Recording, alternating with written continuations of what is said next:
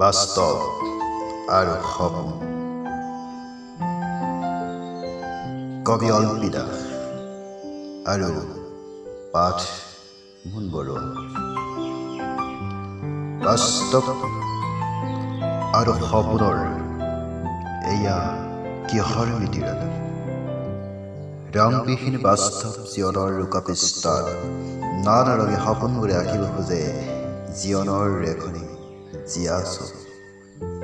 নিশাবোৰ অস্পষ্ট, জটিল বাস্তৱবোৰে দৃশ্যকৰ নেত্ৰাকাশে জীয়া সপোনবোৰে চুব খোজে সাঁতুৰঙী সফলতাৰে ৰামধেনুখন।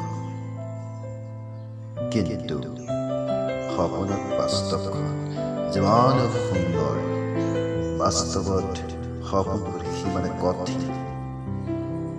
জীৱন বাটত বাস্তৱ আৰু সপোনৰ এয়া কিহৰ মিতিৰালি?